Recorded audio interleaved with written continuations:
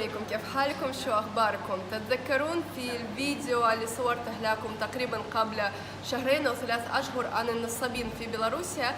أنا قلت لكم عن طريقة النصب على السياح العرب من قبل النوادي الليلية.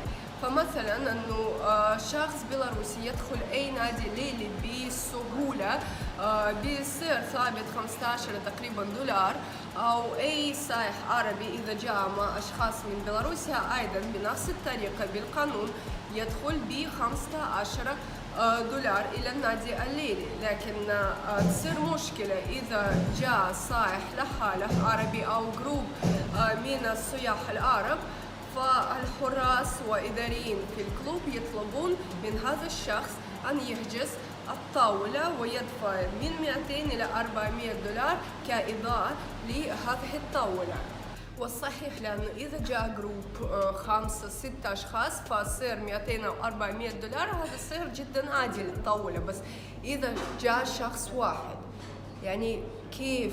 يعني إيش واحد لازم يأكل ويشرب عشان 200 أو 400 دولار؟ يعني شيء مجنون، تقريبا مستحيل. يعني مفروض واحد يطلب أغلى كوكتيلات ويشتري للناس الآخرين، لأنه السعر المشروب سعر متوسط لمشروب في نادي ليلي تقريبا من 5 إلى 8 دولار. والحين بعد ما حطيتوا لي لايك وسبسكرايب تحت الفيديو وكتبتوا لي في التعليقات شكرا، أو كل الكلمات المعاكسة اللي معنا شكرا اللي راح نقراها كثيرة تحت هذا الفيديو عشان تعبي.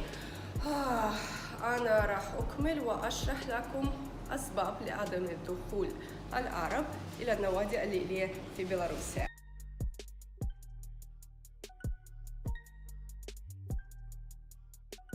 ما تفكروا انه كذا ما في ناس في المكان، استأجرناه بالكامل. تشيرز. يلا امزح، جينا جدا يعني في الوقت متبكر، فلذلك الحين ما في ناس. تقريبا بعد ساعة وشوي راح يبدأون يجمعون. فكثير من الحالات من هذا النوع بدأت تحدث مع السياح هذه الأيام، وكذا يعني السياح يتصلون بي في الليل ويقولون انه كذا كذا صار، وانا اتصل بإداريين والحراس ويقولون انه كذا شروط ما في حال، خلاص خليهم اشرحي لهم انه لازم يحجزون الطاولة او برا. ما ايش اسوي؟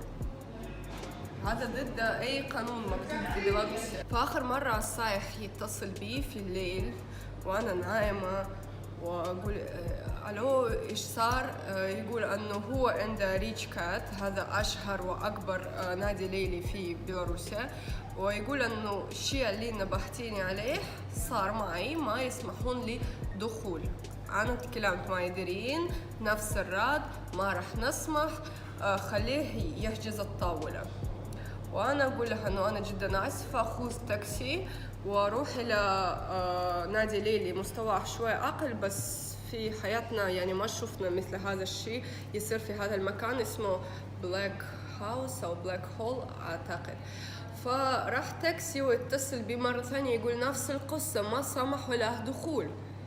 انا اقول هذا يعني شيء مجنون. اوكي انا ما اعايدك باي شيء، بس خذ تاكسي وروح الى نادي ليلي ثاني اسمه نيكست، هذا يعني اقل تقريبا مستوى يعني يسمحون الدخول للجميع. فراح وسمحوا له دخول. فانا اصحي في الصباح اتذكر ايش صار في الليل وفكر يعني الحين ايش نحن لازم نسوي، يعني ما هو الحل لهذه المشكلة.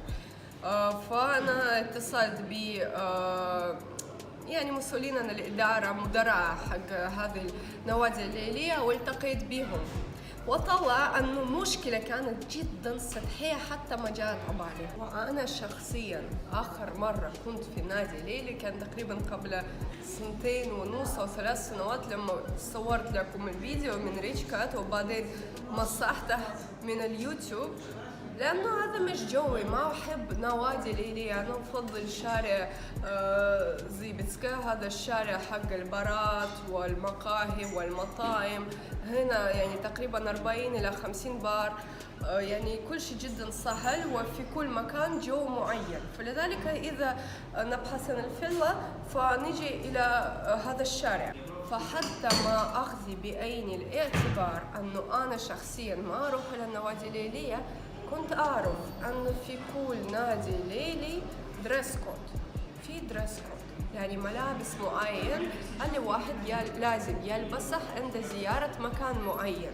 فأنا فكرت صراحة أنه كل أحد يعرف هذا الشيء، ولما السياح يروحون إلى النوادي الليلية أنا ما أشوفهم، أنا ما أعرف إيش طلعتهم، حتى ما جاء على بالي أنه ممكن هذه هي المشكلة وهذا هو السبب. الشباب ملابس عادي في النادي الليلي الراقي وغالي ما ينفع.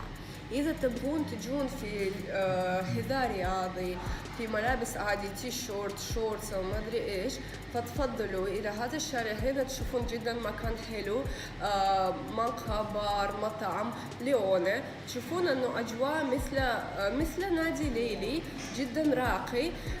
بعد ساعة تقريبا 9-10 مليانة الناس، موسيقى جدا عالية، تقدرون ترقصون تجلسون تسوون إشي تبغون. بس في النادي الليلي بالضبط لازم يكون ملابسكم راقي، قصدي لازم تطلعون مش بهذا الشكل بس بهذا الشكل. يعني إذا قررتوا تروحوا إلى نادي ليلي قميص مرتب ولازم يكون حذاء رسمي، ممكن جينز ممكن بنطلون ثاني، بس لازم تكون كشخ. فالسبب الثاني للأسف الشديد لا نستطيع أن نسيطر عليه. صدقوا بس قلة الفاتورة عند الزائر العربي. كيف أشرح لكم كيف. فبعد ما تكلمت مع مديرة الإشكال هي قالت لي أنه بعد ما سمحوا لجميع العرب يدخلون إلى نوادي الليلية، طلع أنه الزوار كانوا 90% العرب، وعندهم انخفضت الأرباح وانخفضت زوار بيلاروسيين.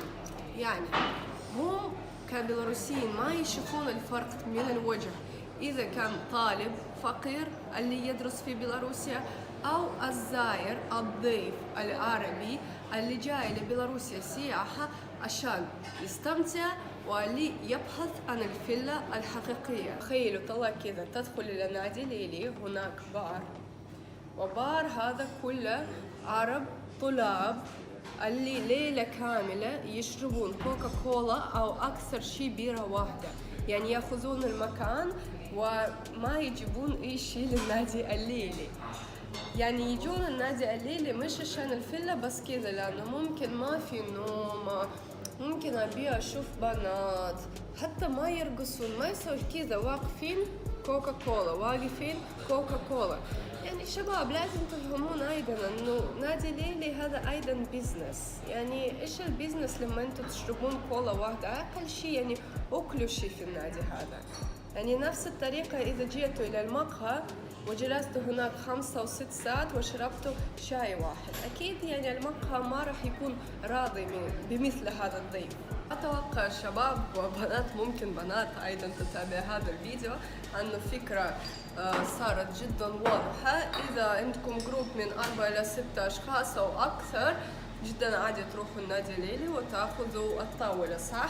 أو إذا جاهزين تلبسون رسمي فأيضا نادي ليلي مكان جدا جيد. إذا مثلا ما تريدون أن تنتبهوا كثير بملابسكم، أهلا وسهلا في هذا الشارع اللي تكلمت فيه. أعلم كله هنا أيام الإجازة من الساعة 9 مساء ل 5 صباح. في هذا المكان راح تلقون كل شيء، ما في صعوبات متعلقة بالملابس، ما في دخول بالفلوس، في كل مكان تدخلون مجانا، تبغون تشربون ما تبغون ما تشربون، هذا كله على كيفكم. إن شاء الله أنتم تفهمون أنه مش فقط عوائل تزور بيلاروسيا لكن الشباب أيضا، وما راح تزعلون كثير من هذا الفيديو. أذكركم بالسبسكرايب واللايك، وأتمنى لكم يوم جميل وحياة جميلة والصحة والعافية وكل شيء، وأشوفكم قريبا ومع السلامة.